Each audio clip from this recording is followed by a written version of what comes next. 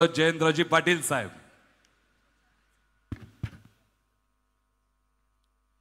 राज्याचे उपमुख्यमंत्री श्रीयुत अजितदादा पवार, आपल्या जिल्ह्याचे पालकमंत्री श्रीयुत चंद्रकांत दादा,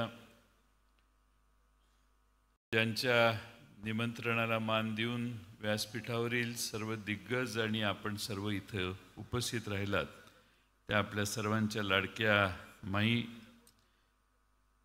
माननीय रामशेठ ठाकूरजी, आमदार रोहित पवारजी, या निमित्तानं उपस्थित असणारे या संस्थेचे अध्यक्ष NR पाटील काका, संगीता वहिनी, प्रशांत पाटील, सुनील पाटील, व्यासपीठावरील सर्वच मान्यवर आणि बंधू भगिनींनो, आपल्या महात्मा फुले शिक्षण संस्थेच्या वतीनं आज डॉक्टर ND पाटील महाविद्यालय या ठिकाणी सुरू होते, विधी महाविद्यालय. खरं म्हणजे याबद्दल मी तुमचं पहिल्यांदा अभिनंदन करतो, कारण आपल्या तालुक्यातलं हे पहिलंच कॉलेज आहे विधी महाविद्यालय. आजचा योग हा थोडासा दुर्मिळ योग आहे. उद्या देशाचे सरन्यायाधीश कोल्हापूरला येणार आहेत आणि मुंबई उच्च न्यायालयाच्या खंडपीठाचं उद्घाटन उद्या गवई साहेबांच्या हस्ते कोल्हापूरला होणार आहे. आणि त्याच्या आदल्या दिवशी आपण आपल्या तालुक्यातल्या पहिल्या वहिल्या विधी महाविद्यालयाचं उद्घाटन या ठिकाणी करतोय. मला खात्री आहे की आजपर्यंत अनेकांनी हायकोर्टाच्या खस्ता दिल्लीला मुंबईला जाऊन घातल्या. मुंबईच्या फोर्ट परिसरामध्ये आपली लोक दिसायची ती हायकोर्टासाठी जास्त. आज तो सगळा लोंढा हा कोल्हापूरकडे उद्यापासून सुरू होईल. आज 4 न्यायाधीशांची नेमणूक झालेलं वर्तमानपत्रात आलंय. माझी अपेक्षा आहे की या विधी महाविद्यालयातून मुलं मुली शिकतील. ती फक्त इस्लामपुरात प्रॅक्टिस करणार नाहीत, तर त्या खंडपीठापर्यंत जाऊन प्रॅक्टिस करतील. आणि उच्च न्यायालयामध्ये प्रॅक्टिस करणाऱ्या मुलांची वाळवे तालुक्यातली संख्या सगळ्यात जास्त राहील पुढच्या 10 वर्षात, अशी मी अपेक्षा करतो. आणि आज 4 न्यायाधीशांची नावं जाहीर झालेली आहेत. आपल्या तालुक्यातला एखादा कधीतरी त्या खंडपीठाच्या न्यायाधीशाच्या खुर्चीवर बसेल, ते स्वप्न या तालुक्यातल्या प्रत्येक या विद्यार्थ्यांनी या कॉलेजच्या पाहावं. खरं म्हणजे देशाच्या सर्वोच्च न्यायाधीशांनी, गवई साहेबांनी जर लक्ष घातलं नसतं तर हे खंडपीठ झालंच नसतं. त्यांच्यामुळं हे खंडपीठ होतंय. आणि म्हणून आपल्या तालुक्याच्या वतीनं, आपल्या जिल्ह्याच्या वतीनं मी गवई साहेबांचे पहिल्यांदा मनपूर्वक अभिनंदन करतो आणि आभार मानतो. या कॉलेजला आदरणीय ND पाटील साहेबांचं नाव आपण देतोय. आपल्या सगळ्यांची जबाबदारी फार मोठी आहे. आणि मला वाटतं की हा तालुका ND पाटलांची जी प्रवृत्ती होती, जी पर्सनॅलिटी होती, ती वाळवे तालुक्याचा एकंदर स्वभाव काय हे सांगणारी होती. मी दोन्ही दादांना सांगू इच्छितो की हा तालुका हा फार स्वाभिमानी लोकांचा तालुका आहे. या तालुक्याला फार मोठी स्वातंत्र्य सैनिकांची परंपरा आहे. क्रांतिसिंह नाना पाटील याच तालुक्यातले, नागनाथ नायकवडी याच तालुक्यातले, बाबूजी पाटणकर याच तालुक्यातले, बर्डे गुरुजी याच तालुक्यातले, पांडू मास्तर देखील याच तालुक्यातले, नवे अशी असंख्य यादी मोठी आहे की ज्यांनी ब्रिटिशांशी संघर्ष करताना कधीही माघार घेतली नाही. या तालुक्याचं हे सगळ्यात मोठं वैशिष्ट्य आहे. कदाचित भारतातल्या सगळ्या तालुक्यांपेक्षा वाळवे तालुका वेगळा आहे असं मी मानतो. तुम्हाला असा तालुका सापडणार नाही की ज्याच्यात लढवाई प्रवृत्ती आहे, लढण्याची मानसिकता आहे. लढाई करायची असेल तर ती शेवटपर्यंत निकराने करायची, हे आयुष्याच्या शेवटपर्यंत ND पाटील सरांनी दाखवून दिलं. हा या तालुक्याचा आदर्श आहे. आणि म्हणून हा आमच्या तालुक्याचा प्रॉब्लेम पण आहे. सहजासहजी वाकत नाही, सहजासहजी शरण जात नाही. लढाई करायची असेल तर ती करताना कितीही फंदफितुरी झाली तरी जे आहे त्यांच्या बरोबर घेऊन लढायचं, हे ND पाटलांपासून सगळ्या स्वातंत्र्य सैनिकांनी आम्हाला शिकवलेलं आहे.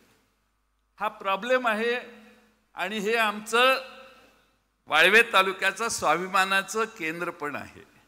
आणि म्हणून हा तालुका हा निश्चितपणानं आज कायद्याचं राज्य म्हणून जे आपण देशात म्हणतो, त्या कायद्याच्या राज्यात आमच्या तालुक्यातली मुलं जास्तीत जास्त शिकावीत आणि कायदा शिकणारी मुलं आमची कोर्टात, हायकोर्टात, सुप्रीम कोर्टात जावीत, अशा अपेक्षेनं माईंनी पुढाकार घेऊन हे कॉलेज सुरू केलेलं आहे. माई, तुमचं मनपूर्वक अभिनंदन. तुमचं आणि सगळ्यांची ओळख आहे, त्यामुळे तुमची ओळख मी काय करून देत नाही. पण कधीही माईंचा फोन आला तर तो माईंचा फोन आपल्या मुलाला आपण फोन करतोय याच भावनेनं नेहमी आलेला आहे. खरं म्हणजे स्वातंत्र्य चळवळीमध्ये फार मोठं योगदान वकिलांचं आहे असं मी म्हणेन.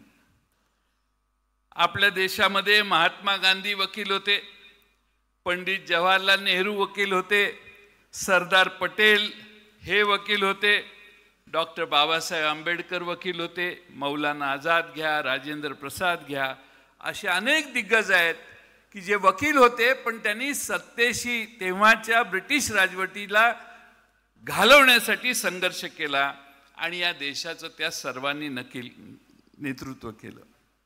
जवाहरलाल नेहरू आणि यांचे वडील मोतीलाल नेहरू, अलाहाबाद कोर्टाची 1/3 प्रॅक्टिस ही मोतीलाल नेहरूंची असायची. अत्यंत धनिक, प्रचंड मोठी प्रॅक्टिस करून पैसे मिळवलेले, पण ते सगळं सोडून त्यांनी स्वातंत्र्य संग्रामात भाग घेतला. खरं म्हणजे एवढं मोठं ऐश्वर्य सोडून स्वातंत्र्य संग्रामात भाग घेणं हे काही सोपं त्या काळात नव्हतं. आणि त्यामुळं असं गमतीनं म्हटलं जातं, वकिलाने आधी वकिलीच करावी. झालाच तर मोतीलाल नेहरू, जर चालली नाही वकिली तर राजकारणात गेलं तर अशा मोठ्या प्रवृत्तीपर्यंतही पोचता येतं. म्हणजे मोतीलाल नेहरू असोत किंवा जवाहरलाल नेहरू असो, हे आधी वकील होते. वकिलांच्या राजकारणातल्या सगळ्या लोकांना बघा, संख्या आजही मधल्या काळात आम्ही सरकारमध्ये ज्यांच्या होतो त्या विलासराव देशमुख साहेबांच्या पासून बरेच दिग्गज हे वकील होते. आज खरं म्हणजे आपल्या भारतामध्ये पूर्वी लॉ कॉलेज भरायचं नाही, पण आता सगळ्यांना लॉकडे जायची फार इच्छा व्हायला लागली. आपले कपिल सिब्बल हे IAS होते. IAS न होता राजीनामा देऊन त्यांनी लॉची प्रॅक्टिस सुरू केली. लॉच्या लाईनमध्ये ते गेले आणि आज देशातले सर्वात मोठे वकील ते आज झालेले आहेत. आणि याचं वैशिष्ट्य याचं असं आहे की तुम्ही पाहिजे तेवढी फी चालू करता. रामशेठ ठाकूर आले 50 लाख, रोहित पवार आले 15 लाख, आमचे NR काका आले 2000. म्हणजे वकील देखील केस आणि माणूस बघून फी आकारू शकतो. आणि या व्यवसायाला रामशेठजी काही भांडवल लागत नाही. जे काही भांडवल असतं ते डोक्यात असतं. आणि त्यामुळं सर्वात विद्वान लोक हे आज देशाच्या नामांकित वकिलांच्या त्यांचं नावलौकिक नाव घेतलं जातं. माझ्या काही छोट्याशा सूचना आहेत. पुण्यातलं ILS लॉ कॉलेज आहे, ते जे लॉ कॉलेज आहे त्याच्यामध्ये 75%पेक्षा जर अर्धा टक्के देखील अटेंडन्स कमी असला तर त्याचं वर्ष रद्द केलं जातं. 75% असलं पाहिजे. प्राचार्य ताई 75%, तुम्ही काय नियम लावायचा ते मी आपले आदर्श नियम सांगतोय तुम्हाला. 75% जर अटेंडन्स नसेल मुलाचा, अर्धा टक्का जरी कमी असला तरी त्याचं मुलाचं वर्ष बाद होतं. त्यामुळे कडक प्रशासनाने अतिशय उत्तम दर्जाचे वकील निर्माण होतील अशी अपेक्षा मी या निमित्तानं करतो. खरं म्हणजे फार मोठ्या प्रमाणात वकील होतात. वकील होणं सोपं आहे, पण यशस्वी वकील होणं फार अवघड आहे. आणि यशस्वी वकील व्हायचं असेल तर प्रचंड मेहनत करावी लागते आणि यशस्वी वकिलाला 24 तासातले 18 तास देखील पुरत नाही. आणि म्हणून यशस्वी वकिलांची मोठी फौज या तालुक्यातून बाहेर पडेल अशी अपेक्षा मी करतो.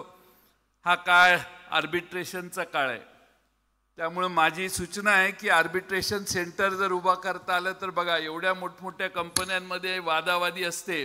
या आर्बिट्रेशन हा एक वेगळा व्यवसाय आहे. कॉर्पोरेट लॉ हा एक वेगळा विषय आहे. अनेक फर्म्स मुंबईमध्ये आता कॉर्पोरेट लॉला सेवा देणारी जी लोक आहेत त्या लोकांना 20-30 लाख रुपये पगार देऊन आपल्याकडे नोकरी ठेवतात. आमच्याकडे सोली सोराबजी शेजारी राहतात मुंबईला, त्यांची मुलगी जिया मोदी, तिच्याकडं काम करणाऱ्या वकिलांचे पगार जर ऐकले तुम्ही तर प्रत्येक मुलाला वाटेल बाकीचा धंदा सोडू आणि आपण कॉर्पोरेट लॉमध्ये जाऊ. त्यामुळे कॉर्पोरेट लॉ हे अतिशय महत्त्वाचं आहे. आणि अलीकडं JMFC मध्ये महाराष्ट्रातल्या मुली जास्त पास होतात, जास्त जज कोर्ट मुली व्हायला लागलेल्या आहेत. आणि त्यामुळं जास्त आपल्या भागातनं JMFC कशा मुलं होतील हे बघण्याचाही प्रयत्न आपण सगळ्यांनी केला पाहिजे.